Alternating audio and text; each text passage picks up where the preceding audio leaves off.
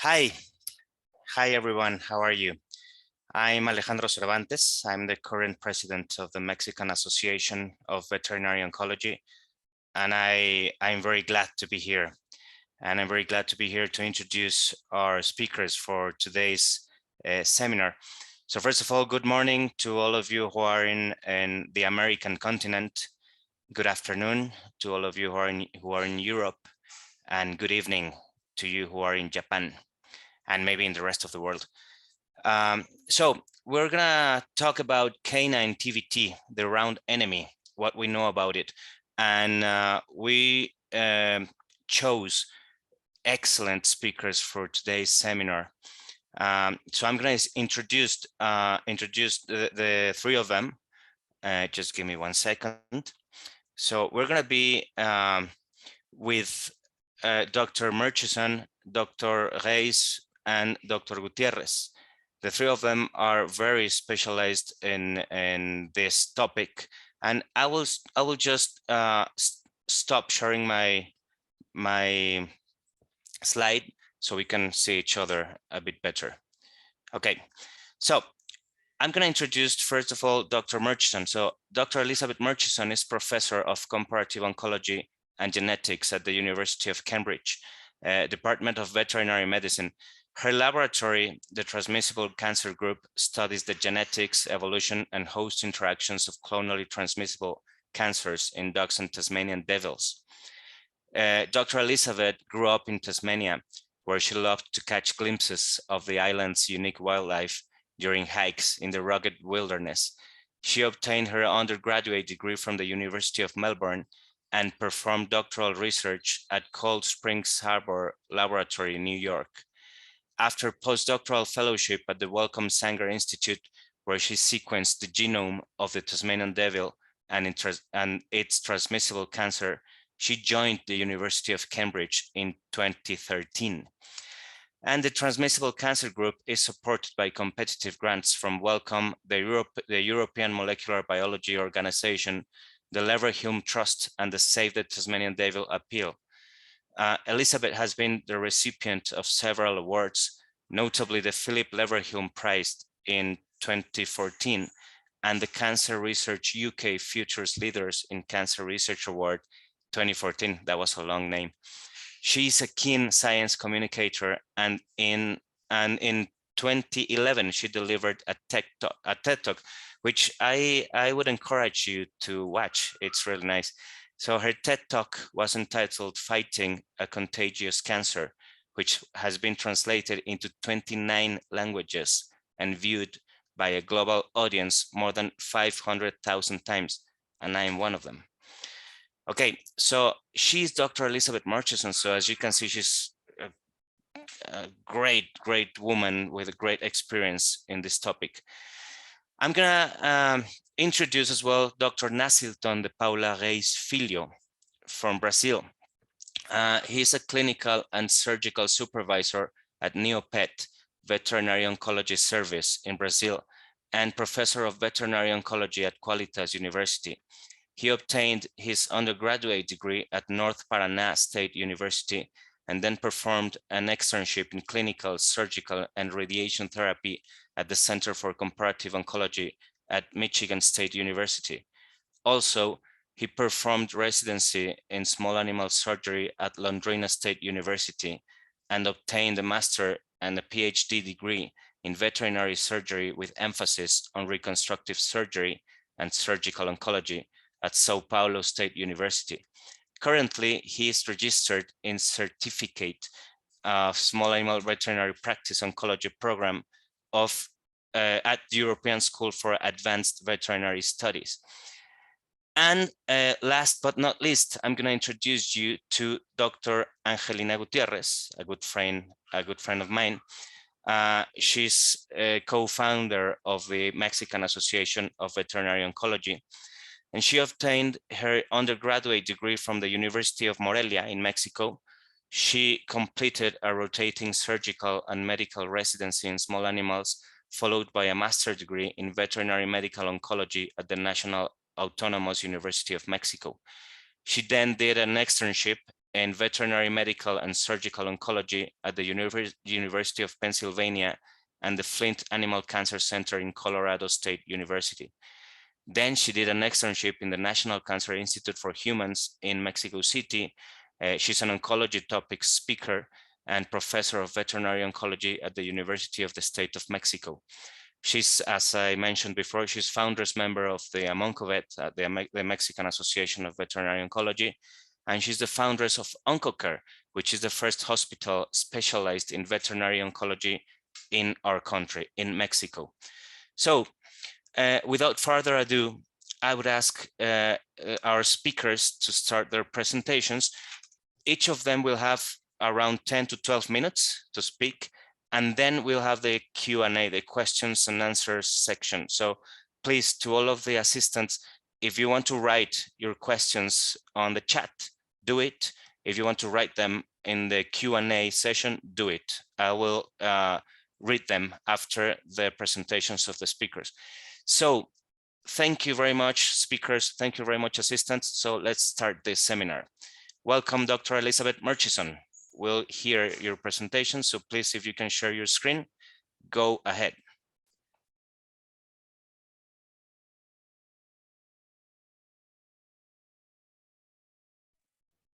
All right. Well, thank you very much. First of all, Alex, for that very, very kind introduction. It's a huge pleasure to be able to talk with you today about the really fascinating topic of canine TVT. I've been asked to tell you something about the scientific background and genetics of this disease.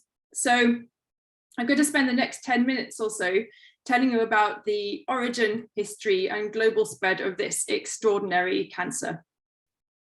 So first of all, I'd like you to picture a dog in your head, a dog that lived some 6,000 years ago, a dog that might have lived somewhere in the frozen tundra of northern Siberia. It might have been a sled dog, perhaps helping its human owners to hunt on the icy permafrost. It might have been a male or a female, we're not entirely sure. Have you got a picture of a dog in your mind? Well, we think that this dog might have looked something like this. Now, we don't know very much about this dog, but one thing that we do know is that at some point during its life, it developed a cancer. We don't know exactly what kind of cancer it was, but it was a round cell tumor, probably of the myeloid cell lineage, and it probably affected this dog's genitals. Now, we don't know whether this dog died of its cancer, but we do know that during the life of this cancer, something really extraordinary happened to it.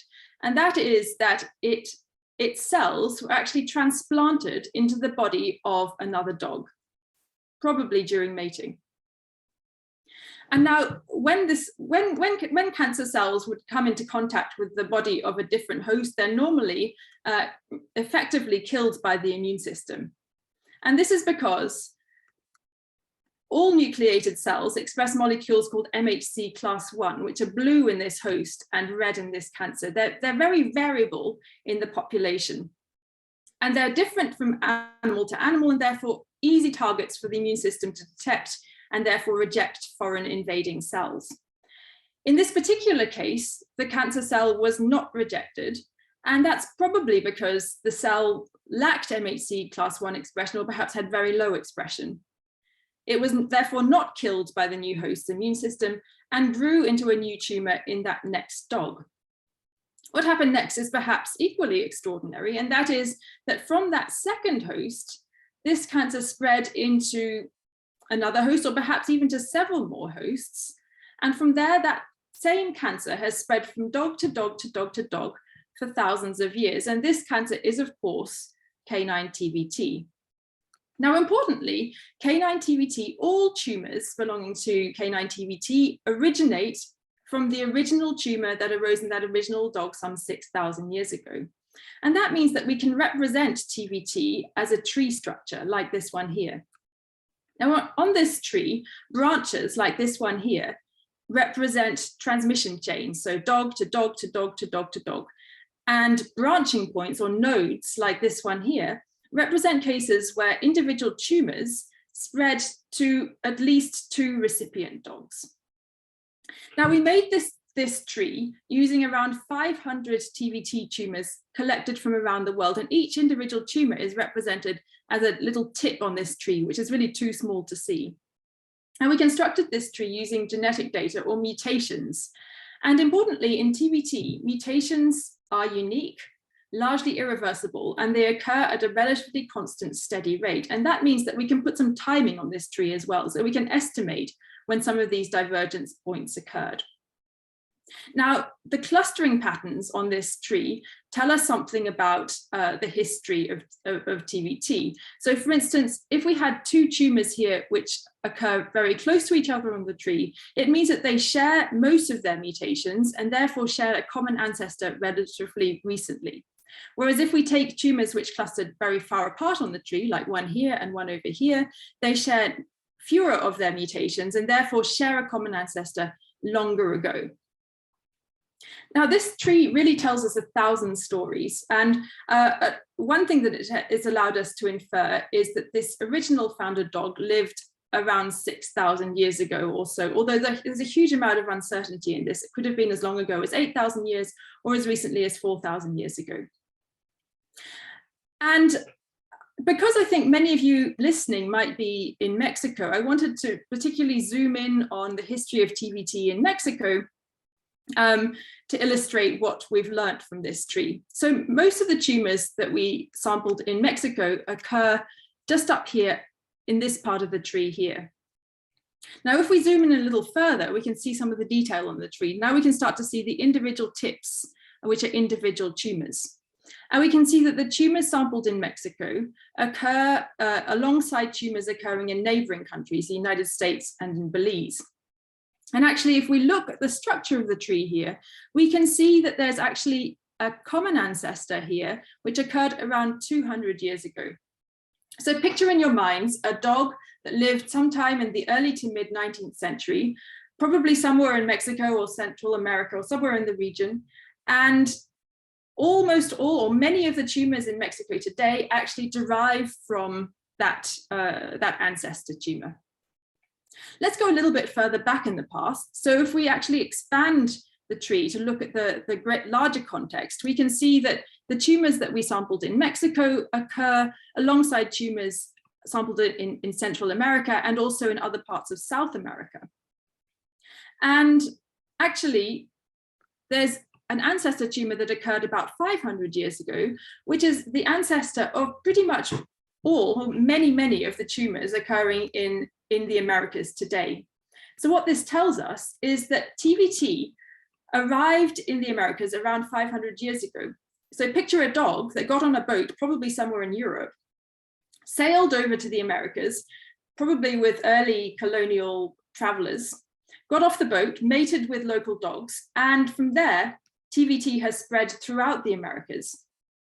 What's more, actually, if you look at the broader context of the tree, you can see that many tumors occurring in many parts of the world, including in places as far afield as India, Italy, Mauritius, they also share this ancestor that came to the Americas 500 years ago. And what this means is that dog came to the Americas, spread TVT subsequently spread through America, and then a TVT tumor, a dog hosting a TVT tumor, probably occurring somewhere in North and South America, hopped back on a boat, and then went all around the world on a boat, hopped on and off at various ports, and introduced TVT to many parts of the world. In fact, we think that most TVTs occurring around the world today actually have an ancestor which occurred in the Americas. So this was quite an unexpected finding. But I think I mentioned to you at the beginning that we believe that actually TVT first arose from a dog that lived in Siberia. Well, why is that? Well, that's because if you look at the larger context of the tree, the most divergent tumors that we've identified occur in places like India, China, Russia.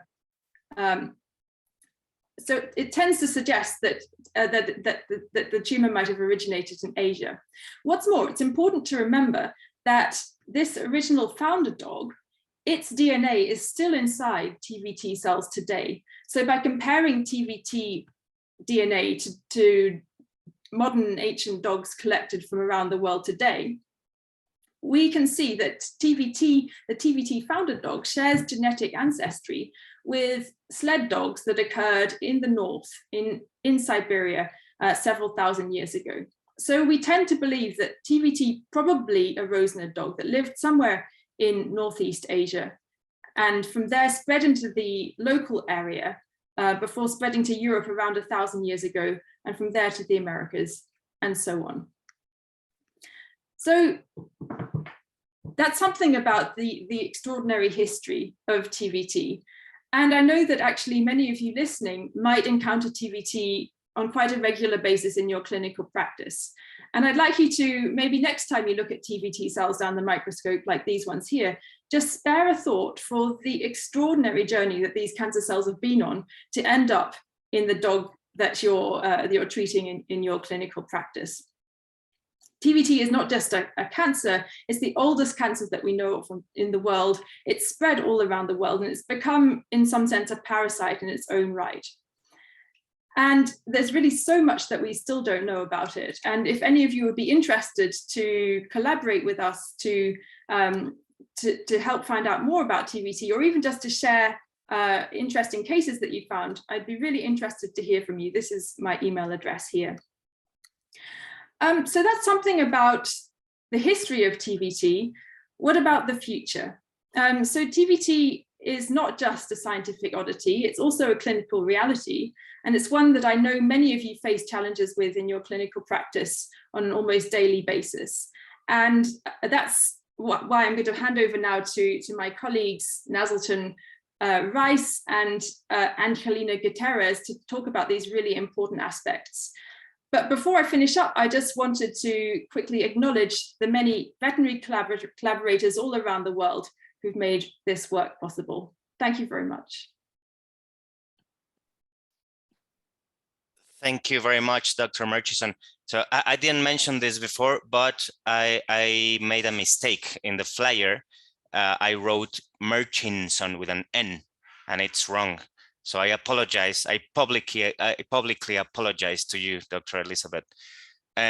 Well, as you heard, this is the oldest cancer in the world. So let's collaborate. Let's collaborate to find out more about this amazing historic cancer. So thank you very much, Dr. Murchison. And now we'll hear Dr. Nazilton Reis from Brazil. Go ahead, Dr. Nazilton, please. Thank you, Alejandro. Hello, everyone. I'm going to share my screen. I think that is working, right? Yeah, perfect. Yeah, okay. So first of all, I want to say thank you for this invitation to speak a little bit about TVT. It's a fantastic subject, like Dr. Elizabeth said before, especially for Amanco Vet and Dr. Alejandro for invitation. So I'm going to talk a little about epidemiology aspects and also diagnostic approach. I'm not a pathologist, but I'm going to talk a little focus in how the clinician can get diagnosis from this kind of cancer. So the CTVT is a globally widespread disease, although it is uncommon in some regions like North and Center of Europe and North America. But it is considered to be an endemic disease in many tropical and subtropical countries. This is an important paper from Dr. Starkova and Dr. Murchison that show us the CTVT is estimated to be present at prevalence at least 1% or more in 13 countries in South America, and at least 11 countries in Africa, and in 8 countries in Asia. So it's a very globally widespread disease. This is another paper. This actually is a systematic review about the distribution of CTVT here in Brazil. And the results show us, confirmed us old information. There is a risk group of individuals who contract the disease. It is composed by 3 rumen dogs that inhibit in urban areas and they are intact. Also, we know there are some factors affecting the prevalence and incidence of canine TVT. The variation in seizure, for example, has been implicated and correlated with ester cycles in canine, since canine TVT is considered a sexually transmitted disease. It will affect directly the incidence, of course. Although it's still questioned by some studies, female looks like more prevalent than males. It could be explained by the reason that males are constantly sexually receptive, maybe have a greater opportunity to spread the disease. And finally, the age was most prevalent in young to adult or mid-aged dogs because it is corresponded to more sexually active individuals too. So the diagnostic approach of this cancer can be divided by clinical presentation and also lab findings. Macroscopically, the lesion for TVT can present a cauliflower aspect and also can be pedunculated, can be nodular or verrucous, and also can be multilobulated. This size can vary from small lesions measuring about 5 millimeters to large lesions measuring about 15 centimeters. This kind of tumor in general is firm, but in the same time is friable, and the surface can be ulcerated and inflamed frequently. We have some kind of discharge, can be a bleeding or purulent discharge. And the lesions finally can be solitary or multiple. So this picture shows us a very classic female genital presentation from TVT. You can see in this picture ulcerated surface, cauliflower aspect of the tumor. But in sometimes it's not easy to see the tumor without a vaginoscopy, for example, in this case. That is because the tumor is so inner in vaginal canal that it is impossible to see outside the tumor.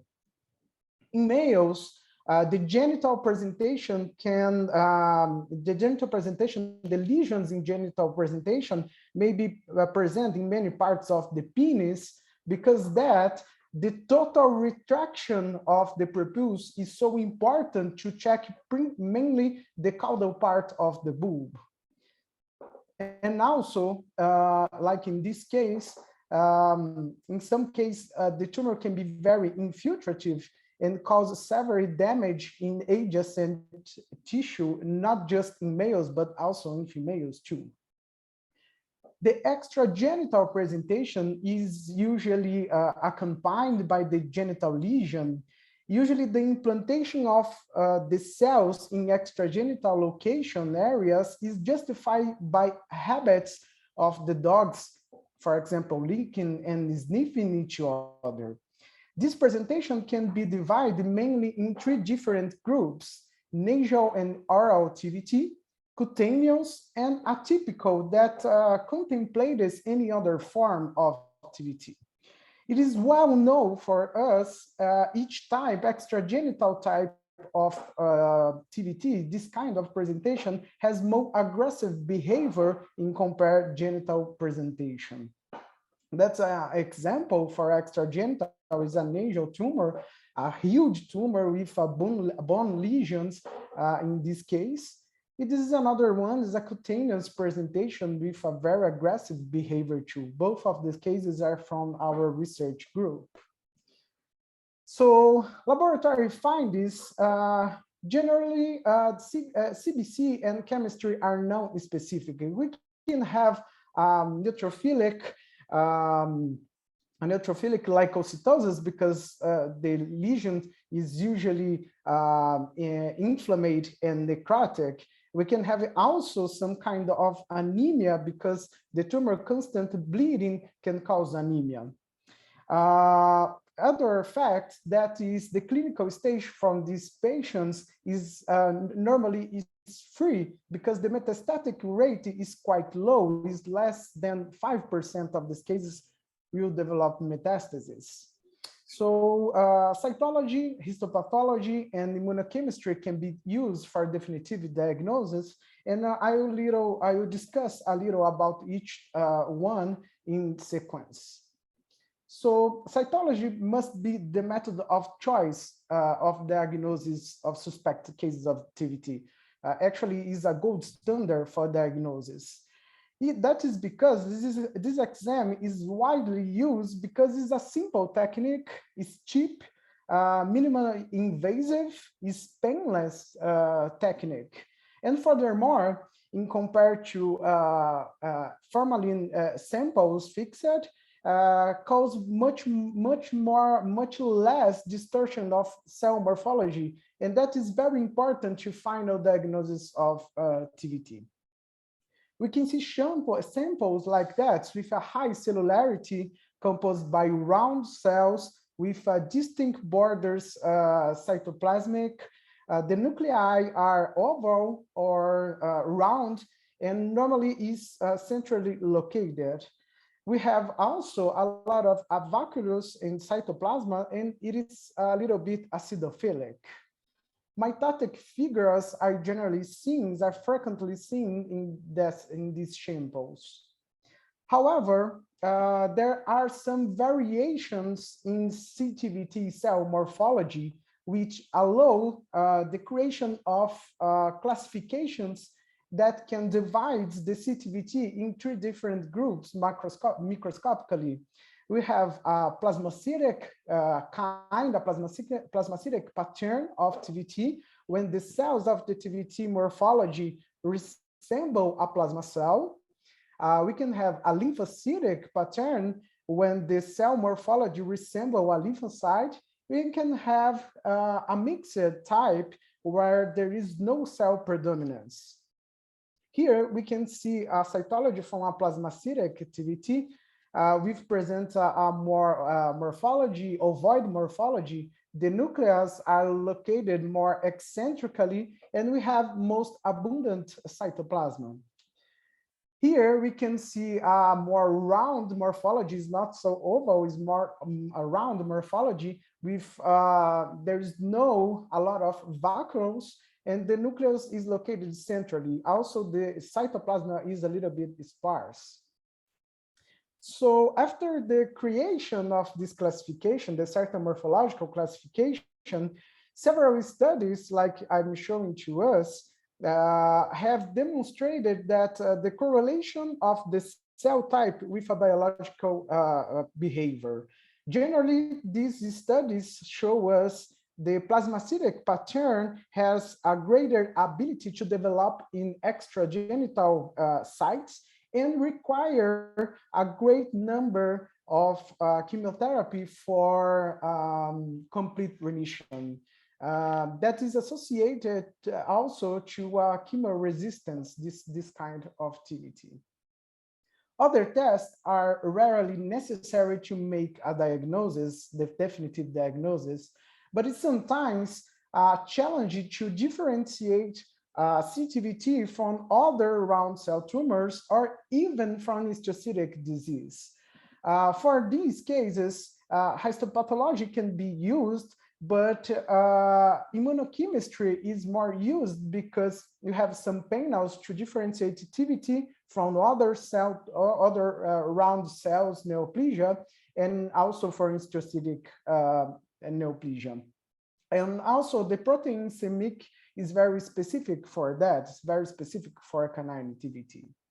This is a nice paper that shows us the specificity of definitive diagnosis for CMYC and show us the possibility to use a PCR for CMYC analysis. That is very nice because we can have the PCR from cytology samples, not just for histopathology.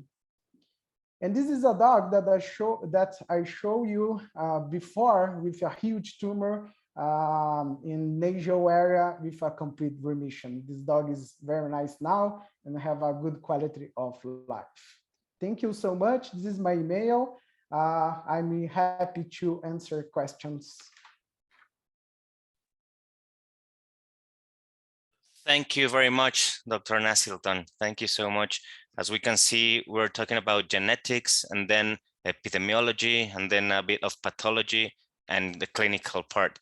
So thank you very much, Nasilton.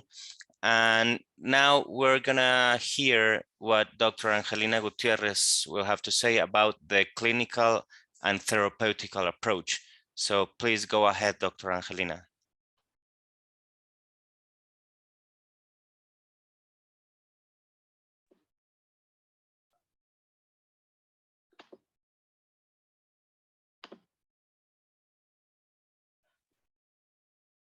Thank you, Alex. Well, I will talk a little bit about treatment. And as many of you know, TVTs will respond to many forms of therapy, but chemotherapy is the standard treatment of this disease. Usually we treat this tumor with vincristine, and we do the treatment once weekly for 3 to 6 treatments. And frequently this protocol results in a complete and durable response in 90 to 95% of treated dogs. However, this may not be enough for some TVTs. Larger tumors or tumors involving the nasal cavity may need at least 8 doses of chemotherapy. And this may be because the reduced blood flow to this tissue. So sometimes these protocols are larger. Other drugs have shown efficacy, but don't improve the response seen with vincristine. These other drugs may include cyclophosphamide, vinblastine, methotrexate, asparaginase, and prednisolone. There is a group of tumors that are resistant and usually don't respond to these drugs. I will talk about this later. So metastasis is rare, but can occur, especially in immunosuppressed dogs. And also we can see metastasis in patients that had tumors that remain for months or years without treatment. So in these particular cases, then we can see metastasis. Sites of metastasis can include skin, lymph nodes, spleen, liver, kidneys, lungs, eyes, central nervous system. And as Nasilton said before, the tumor can not properly do metastasis, but infiltrate the urethra, reach the bladder, and can infiltrate also the uterus. So resistant TVT or refractory TVT can happen. There are many causes of proposed for this alteration, this abnormality, but some causes identified in Mexico are patients with tumors for a long period of times, usually more than a year. These patients are more likely to develop resistance. Also, the loss of the cold chain in the drug, the use of a drug already prepared for a long time. And this may not be familiar for some of you, but sometimes when you work with people with low economic resources, the vet try to do the treatment the cheaper possible. And sometimes in this, in trying to do this, they use the same vial of chemotherapy for several weeks or even months. So obviously the efficacy of the drug is reduced, and this can lead to a resistance. Also, extend the administration time for more than 8 days. It's a cause identified for resistance. So resistant TVT behaves like any aggressive sarcoma and are very highly infiltrative and rapid growing tumors. There are common complications such as bleeding and anemia. And if the bleeding is profuse, then we can have a severe anemia, and the patient may need a blood transfusion just to start the chemotherapy.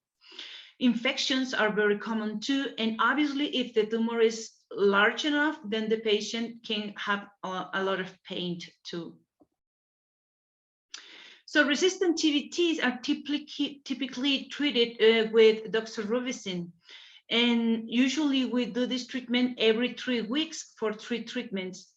But it's important to consider that many TVTs resistant to vincristine will be resistant to doxorubicin. And this may be because the resistance mechanism is shared by these two drugs. And these two drugs have a resistance in many tumors. So for this group of patients, we usually use lomustine-based chemotherapy protocols. These are very effective in treating resistant TVTs. And if the tumor is considerably large, we can do a combination of lomustine with asparaginase. Usually these protocols help us to reach a complete response. Surgery in general is not effective as a sole treatment, and we can see recurrence in up to 70% of cases. However, may be beneficial for some small lesions. Like in this patient was treated for a previous vet with vincristine, but with a short protocol, so the treatment wasn't finished. So the patient had a recurrence of the tumor, and then we start the treatment again with vincristine, and the tumor started to reduce, but then stopped shrinking. So we changed the protocol to lomustine, and the tumor kept shrinking, but after the 3rd dose of treatment, the tumor was static again and didn't shrink anymore after another 2 doses of chemotherapy. So I decided to do a cytology of the lesion and came back as a TVT, active TVT. So I decided to do a small surgery just to remove this lesion. It was just a 1 centimeter around the lesion. I didn't remove a deep plane, obviously, it was just mucosa. And the histopathology result came back as TVT removed with clean margins. So this patient didn't need more chemotherapy, and we keep following her for 1 year, and she didn't have recurrence or complications associated with the tumor. Surgery can be useful too if we have a patient, a female especially, with urinary obstruction, and the bulking surgery also may increase the chance that chemotherapy or radiation therapy will kill all the tumor cells.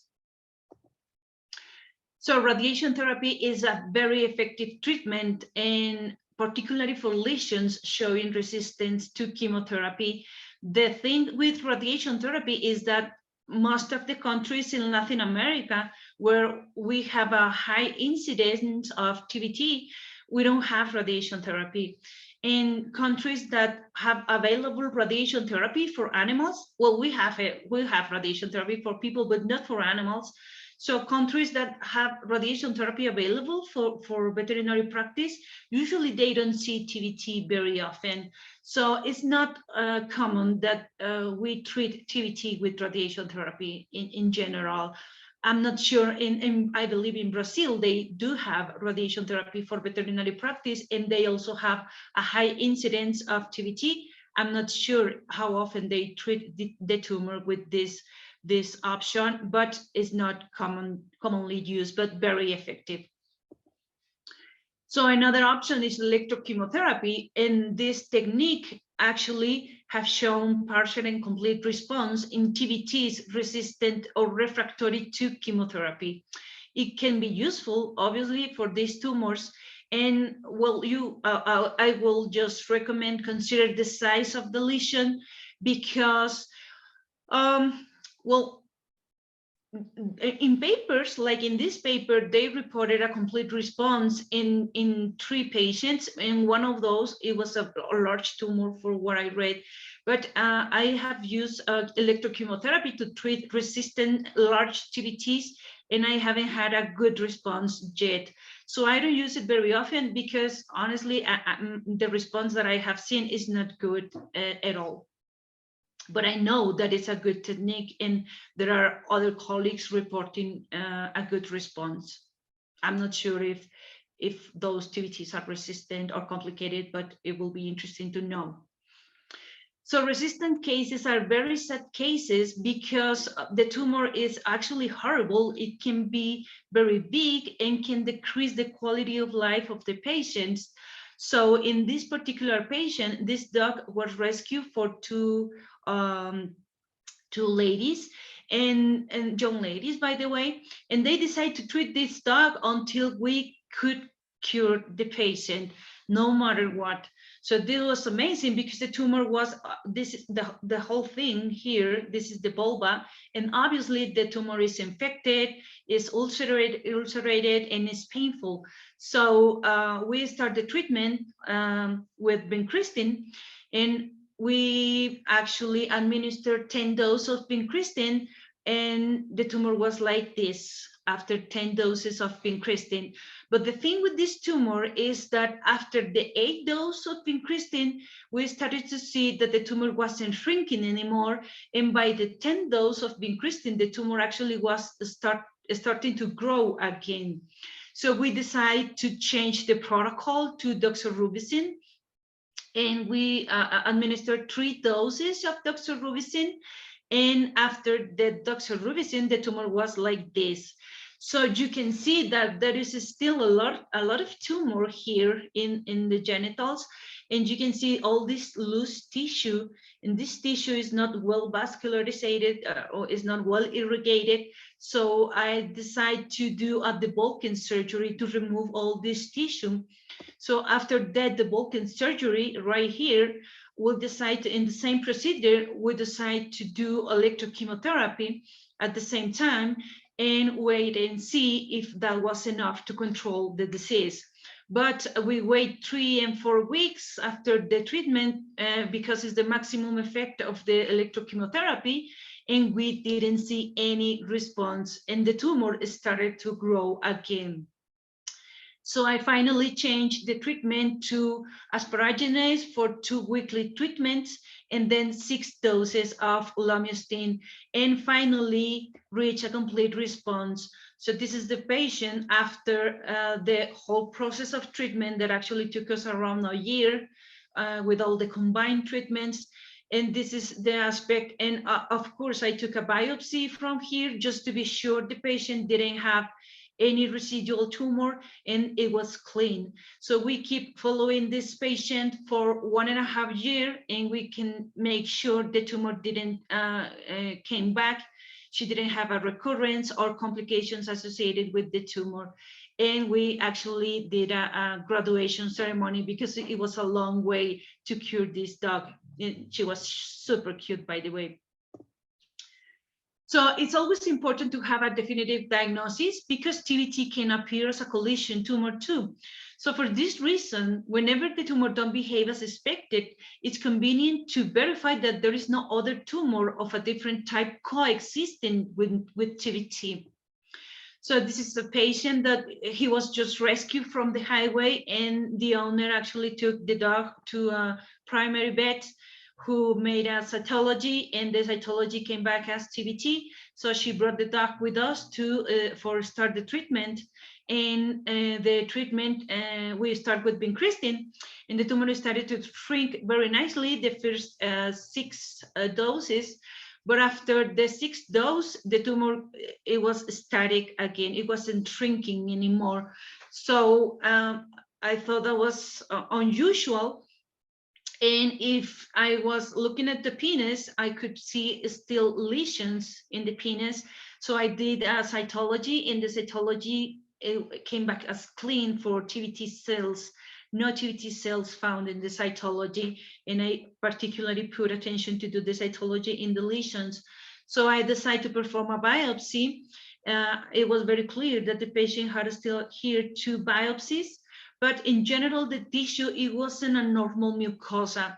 So you can see here, it's all rough, the tissue, the mucosa, and it's not normal tissue. So I decided to do a biopsy from here, here, here, and here. And the 4 biopsies came back as squamous cell carcinoma. So this patient had a squamous cell carcinoma in the whole penis. So we changed the treatment to a vulvanectomy with retrostomy, and the dog did very, very well. We keep following this patient for 2 years now, and he don't have recurrence or metastasis so far. So prognosis in general is very good. If you have a regular responsive TVT, it's excellent. If you have a resistant tumor, then you can actually use combined chemotherapy protocols, and the prognosis can be still very, very good. But if you have a resistant case to all the protocols that we know for the treatment of TVT, and you don't have an option for RT, and you, like me, don't have a good response with electrochemotherapy, then the prognosis is very poor. And it's very sad to lose patients for this tumor that we're supposed to cure. But happens. I had 2 or 3 cases that was very sad because we couldn't treat those with anything. I mean, we tried, but nothing worked. And I think this is it. So we can go to the questions. Alex? Yes, thank you very much, Angelina. Thank you, all of you.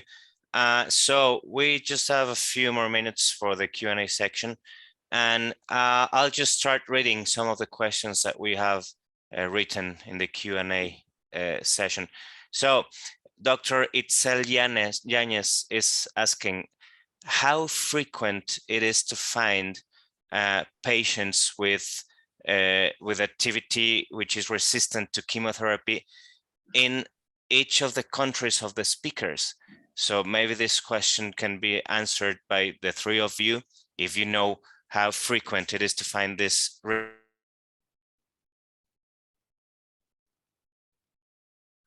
Well, I would like to start to answer that.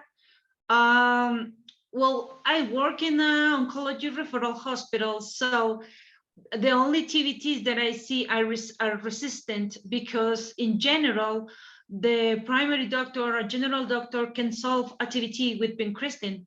So most of my TVTs are resistant, because once the primary doctor is not able to cure the patient with vincristine, then he sends the dog with me.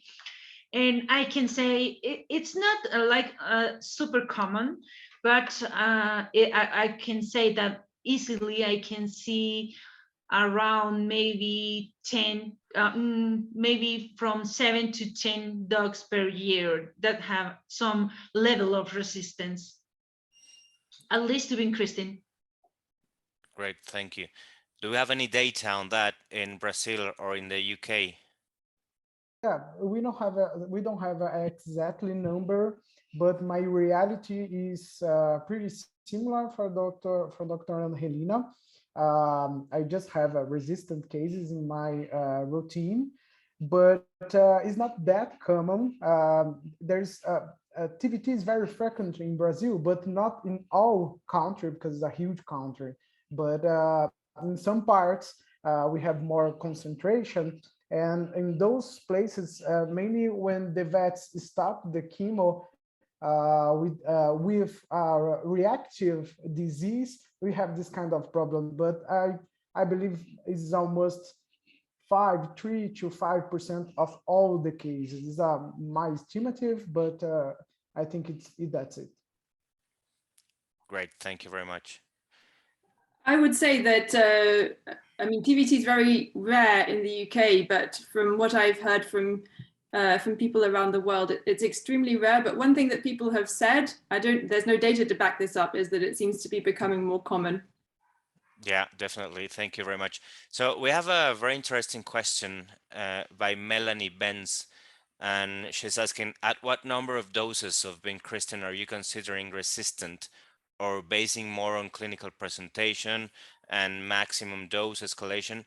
She says that she usually escalates up to 0.8 milligrams per square meter, and she usually find it occurs around 11 to 12 doses. So do you have any answer for that? I'm gonna just keep reading what she wrote after that. Regarding the vincristine and lomustine and L-asparaginase, she's asking is if you're doing a combo with these 3 drugs, lomustine, vincristine, and L-asparaginase. So do you have any answer for that? Well, I can say that no, I don't use these three drugs as a combo. Actually, in general, the TVT is cured just with vincristine, so it's not common that we have to use this combination. Now, if the patient is showing resistance to vincristine, then it's not helpful in a second protocol combined with lomustine or asparaginase. So I definitely change the chemo and stop treating with vincristine and change it to doxorubicin. But it's commonly it's common that doxorubicin actually don't solve the problem. So I usually have to do lomustine with asparaginase or lomustine alone. But not, I don't use it in combination. And the other question, like maybe at what number of doses would you consider yes. TVT resistant? Well, usually it's pretty clear, because when you start the vincristine, the tumor may take 1 or 2 doses actually to start shrinking, and you have to do a measure every week, and you have to see that every week the tumor is smaller than the week before. So usually, if I don't solve the tumor with 8 to 10 doses, I consider resistant.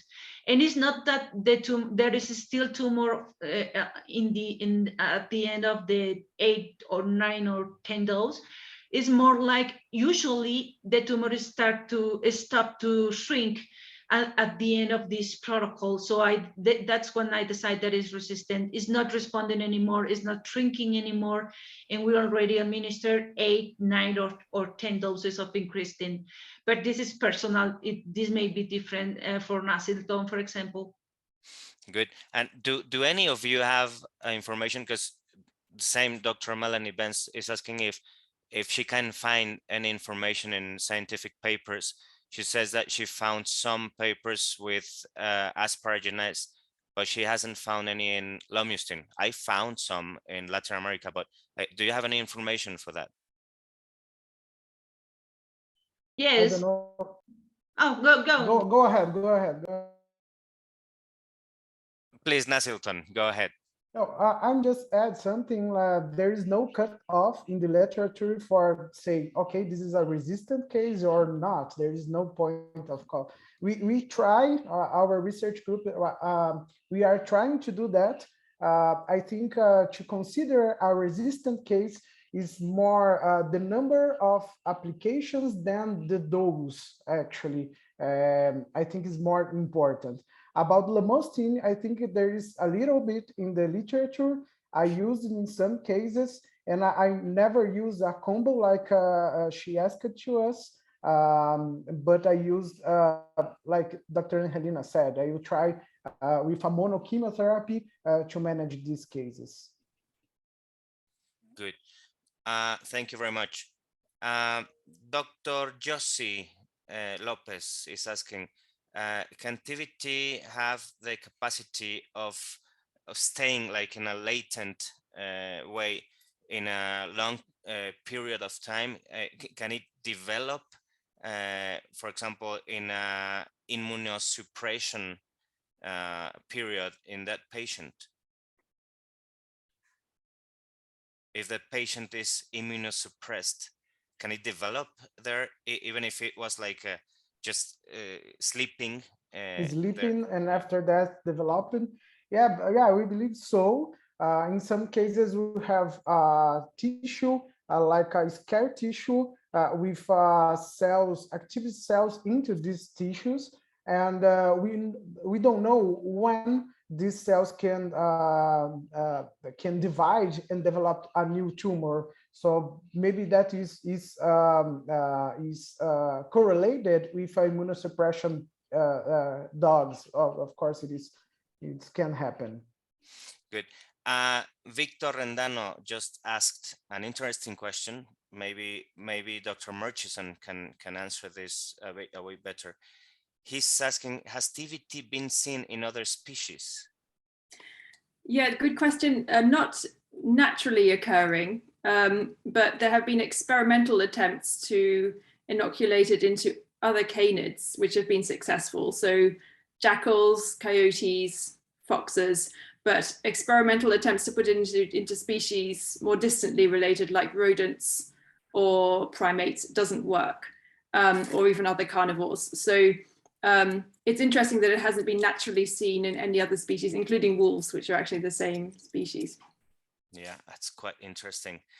One more question, Dr. Marina Guadarrama, she's asking if, regarding the cytologic diagnosis, she's asking if you would consider necessary whenever you do the cytologic diagnosis to mention the cellular differentiation, because she says that she's a clinical pathologist and she says that that's not something she usually does, but if you would consider it has a clinical relevance, a clinical importance, she will start doing that. So do you think the cellular differentiation has a clinical relevance?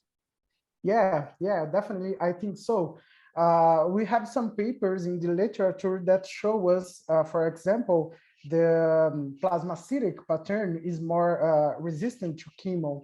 So we try, at least in my routine, to do a little bit higher doses of chemo when we know we have a case with a plasmacytic pattern, and we try to start the chemo with a little bit lower dose with a mixed and lymphocytic pattern. So in the literature, is not clear that I'm talking about. It's a personal routine, but I show a paper that we published 2 years ago that makes sense. We saw that in the paper, that we have a different responses of chemotherapy, because that we need to be more aggressive with plasmacytic pattern.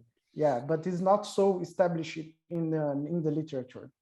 Okay, so if you have a plasmacytic CTVT, you use higher doses? Yes, a little bit higher doses.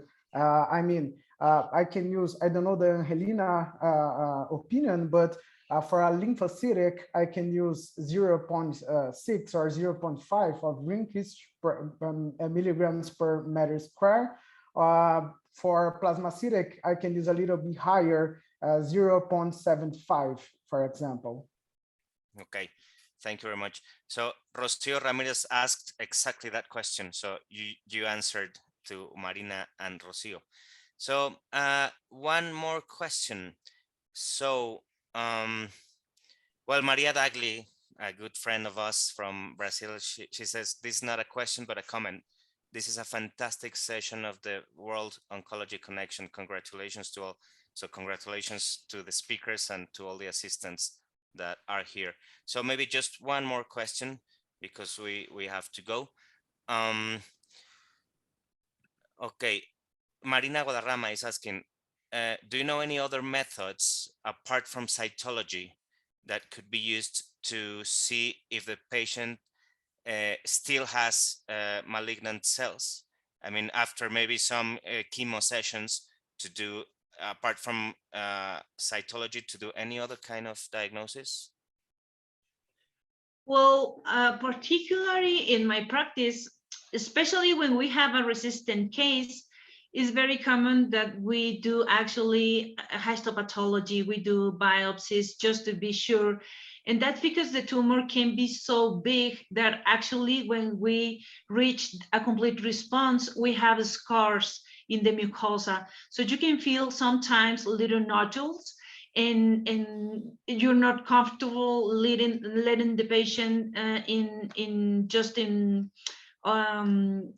without chemo, without more chemo, even with the cytology is clean. So in the cytology, you don't have tumor, but you're still feeling small nodules, and that it's always it's a worry. So I always, especially in the resistant cases, I especially do biopsies of tissue and make sure that there is no tumor and use histopathology. Obviously, this is like aleatory, so I don't have a special place to do the biopsy sometimes, but I feel more comfortable with this option, not just the cytology, particularly for these cases.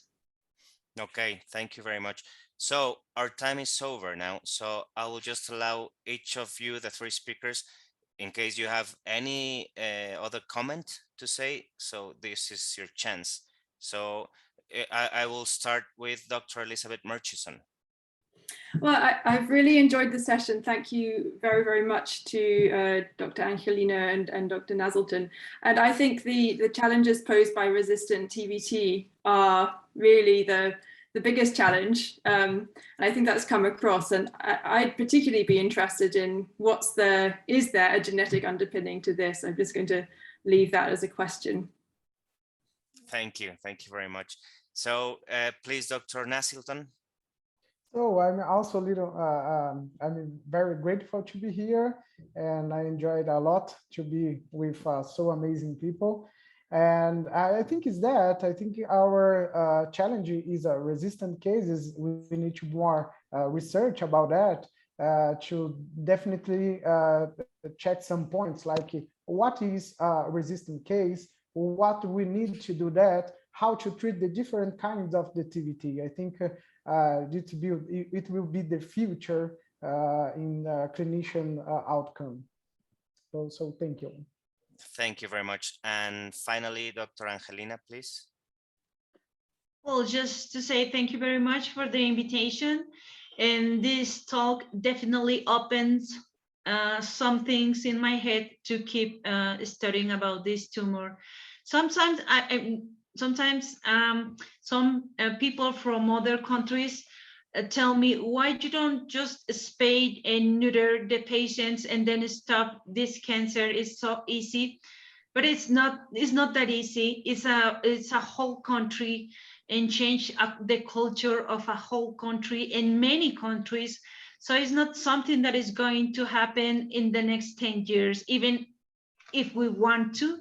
It's not that easy. So as long as we have the tumor, we have to keep studying the tumor, and we have to keep fighting to save more patients. And well, this talk actually opens in my head some thoughts about it. Thank you. Thank you so much. So thank you all the speakers. Thank you the assistants. For all the assistants, you saw that the three speakers shared their contacts, their email addresses. Let's collaborate. Let's do a world collaboration against cancer. And so my main thank you is to the World Veterinary Cancer Congress, which is organized by 5 amazing societies, like the Veterinary Cancer Society from the United States, SVONC from Europe, the JVCS, the Japan Veterinary Cancer Society from Japan, of course, ABROVET, the Brazilian Association of Veterinary Oncology, and AMONCOVET, the Mexican Association of Veterinary Oncology. So this seminar was organized by all these societies. I was just the moderator of this. So thank you very much, and stay tuned for the next World Oncology Connection seminar. We'll be in touch. Thank you very much. Thank you, speakers. Thank you, assistants. See you around. Thank you. Thank you very much.